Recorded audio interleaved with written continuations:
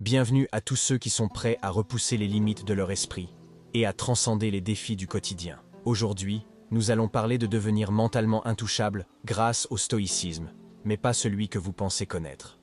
Oubliez les citations Instagram et les idées simplistes. Nous allons plonger dans les aspects les plus rares, mystérieux et transformateurs de cette philosophie antique. Chapitre 1. L'art de l'apokatastasis. Rétablir l'ordre intérieur. L'apokatastasis, un terme rarement abordé même parmi les adeptes du stoïcisme, représente le retour à un état d'harmonie intérieure après une perturbation. Ce concept ne consiste pas simplement à se calmer après une période de stress ou d'émotions intenses. Il s'agit d'une pratique intentionnelle visant à restaurer votre esprit à son état naturel de paix, d'équilibre et de clarté. Comment les stoïciens avancés utilisent-ils l'apokatastasis? Contrairement à l'approche commune qui consiste à gérer les émotions lorsqu'elles surviennent, ils pratiquent un retour conscient à cet état d'ordre intérieur, peu importe les circonstances. Cela implique d'abord une reconnaissance sans jugement de la perturbation émotionnelle. Ensuite, il s'agit de reconnecter avec la logique et la raison, des piliers du stoïcisme, en se détachant de l'impact émotionnel et en se recentrant sur ce qui est rationnellement important. Une méthode pratique consiste à intégrer des moments de silence profond et de méditation concentrée chaque jour. Ce n'est pas seulement méditer pour se sentir bien, mais méditer avec l'intention de recalibrer l'esprit, comme on remet en ordre une maison après une tempête. Vous devez littéralement vous poser la question: qu'est-ce qui a été perturbé en moi et comment puis-je rétablir l'équilibre? L'apokatastasis va plus loin que la simple résilience. C'est un retour conscient et actif à la maîtrise de soi et à la paix intérieure. C'est un entraînement mental qui, à long terme, vous prépare à rester inébranlable, peu importe la force de la tempête extérieure. Chapitre 2. Le stoïcisme et le développement de l'anticipation négative inversée. Nous avons tous entendu parler de la visualisation négative, ou premeditatio malorum, une technique stoïcienne bien connue où l'on imagine tout ce qui pourrait mal tourner afin de se préparer mentalement aux épreuves de la vie. Cependant, l'anticipation négative inversée va plus loin. Il ne s'agit pas seulement d'imaginer des situations difficiles, mais de se voir soi-même réagir avec une maîtrise absolue, une tranquillité imperturbable, et même une certaine forme d'indifférence stratégique. Cette technique est puissante, car elle inverse la perspective. Au lieu de simplement se préparer à des événements externes, on se prépare à une réponse interne de calme et de contrôle. En vous visualisant face à une situation difficile, que ce soit une perte, une critique sévère ou un échec majeur, vous ne vous contentez pas de prévoir la souffrance potentielle. Vous imaginez comment vous pourriez accueillir ces événements comme une partie de votre destinée, avec un esprit résolu, presque comme un acteur sur une scène jouant un rôle avec maîtrise. L'anticipation négative inversée fonctionne comme un conditionnement mental avancé. Elle consiste à développer une réponse stoïque par défaut, peu importe la gravité de la situation. Cela ne signifie pas ignorer la douleur ou le stress, mais plutôt les voir comme des éléments externes qui n'ont pas de pouvoir sur votre tranquillité intérieure. Vous cultivez en vous l'idée que votre sérénité est inébranlable, car elle ne dépend pas des circonstances, mais de votre perception et de votre capacité à répondre. Pour pratiquer cela, commencez par des scénarios quotidiens qui déclenchent généralement une réaction émotionnelle, un conflit au travail, une situation financière imprévue, ou même un désaccord avec un proche.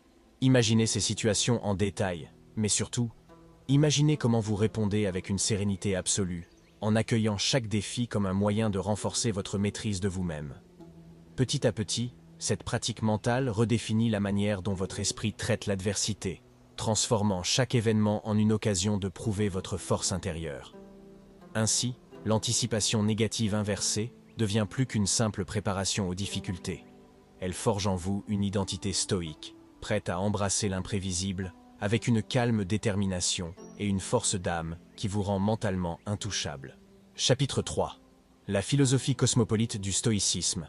Un exercice pratique avancé. Les stoïciens considéraient chaque être humain comme un citoyen du monde, partie intégrante d'un tout plus vaste, une grande cité que l'on appelle le cosmopolis. Ce concept de cosmopolitisme dépasse l'empathie ou la simple ouverture d'esprit. C'est une reconnaissance profonde de notre interdépendance et de notre rôle au sein de l'univers. Cependant, comment le vivre de manière pratique et concrète? C'est là qu'intervient ce que l'on peut appeler le rituel du cosmopolite, une pratique avancée pour élargir constamment son cercle de préoccupation et transformer son rapport à l'autre. Dans ce rituel, Vous ne vous contentez pas de vous imaginer comme un citoyen du monde, vous agissez comme tel. Cela commence par un exercice de visualisation. Imaginez que les frontières, les identités et les différences qui nous séparent s'effondrent. Tous les conflits, désaccords et tensions que vous percevez avec autrui deviennent secondaires par rapport à votre appartenance commune à l'humanité. Ce n'est pas une simple tolérance, mais une véritable expansion de votre esprit qui incorpore le bien-être de l'autre comme une extension du vôtre. Ensuite, vous appliquez cette vision à vos interactions quotidiennes. Face à un inconnu dans la rue, à un collègue difficile ou même à un adversaire idéologique, essayez de ressentir cette connexion cosmopolite.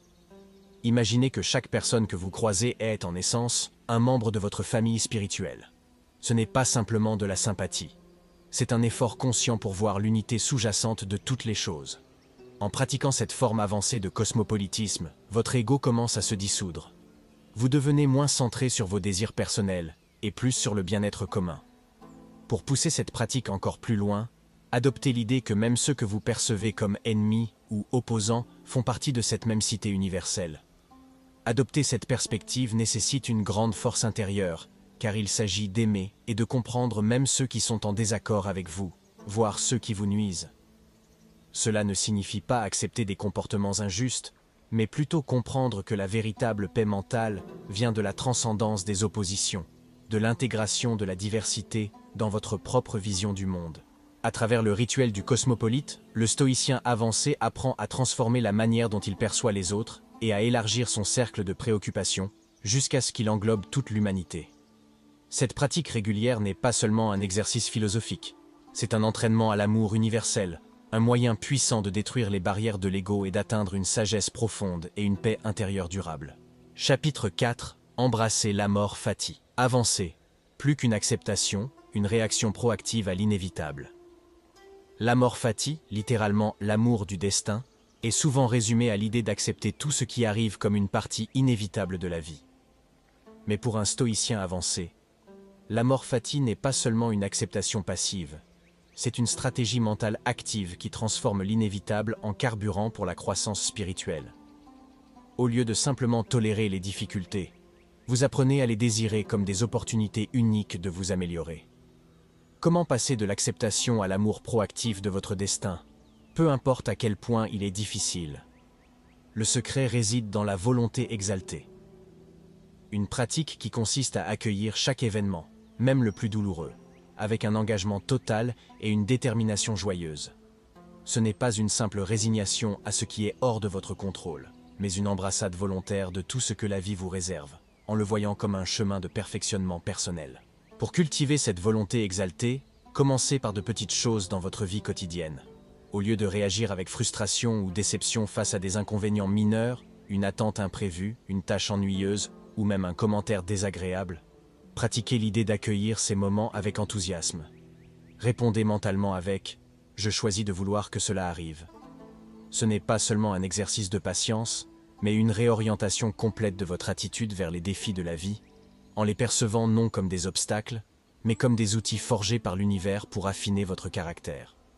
Pour aller encore plus loin, appliquez cette approche à des épreuves plus sérieuses, une perte, une maladie, un échec monumental. La volonté exaltée demande de réécrire la narration que vous racontez sur ces événements. Plutôt que de voir la douleur ou la difficulté comme une punition ou une fatalité, vous les voyez comme une chance de prouver votre force intérieure et de manifester la meilleure version de vous-même. Imaginez que chaque coup dur est une forge dans laquelle vous êtes modelé pour devenir plus résilient, plus sage et plus en paix. Ainsi, embrasser l'amor fati avancée n'est pas seulement accepter le destin, mais choisir de l'aimer activement et de le transformer. Vous ne subissez plus les événements de votre vie, vous les accueillez avec une énergie créatrice, sachant que chaque épreuve est une chance d'affirmer votre puissance intérieure. Ce niveau de stoïcisme ne se contente pas de survivre à la vie. Il consiste à danser avec elle, à la façonner et à l'aimer sous toutes ses formes. Le stoïcisme, dans sa forme la plus avancée, n'est pas une simple philosophie de vie, ni une méthode pour rester calme face aux difficultés. C'est un voyage intérieur qui transforme chaque pensée, chaque émotion et chaque action en une opportunité de grandir et de se libérer de la tyrannie des circonstances extérieures. À travers l'apocatastasis, l'anticipation négative inversée, le rituel du cosmopolite et une pratique proactive de la mort fati, nous ne sommes plus de simples spectateurs de nos vies, mais des artisans de notre destinée, forgés par le feu des épreuves. Devenir mentalement intouchable ne signifie pas devenir insensible ou détaché. Cela signifie développer une maîtrise telle de votre esprit que rien de ce qui arrive à l'extérieur ne peut ébranler votre paix intérieure. Vous devenez le calme dans la tempête, le rocher face aux vagues, un être humain résolu à vivre pleinement, sans crainte de ce que l'avenir pourrait apporter. Si vous cherchez plus qu'une compréhension superficielle du stoïcisme et que vous êtes prêt à vous immerger dans ses pratiques profondes, alors continuez ce chemin avec nous. Abonnez-vous, partagez vos pensées en commentaire, et surtout, commencez dès aujourd'hui à appliquer ces concepts dans votre quotidien.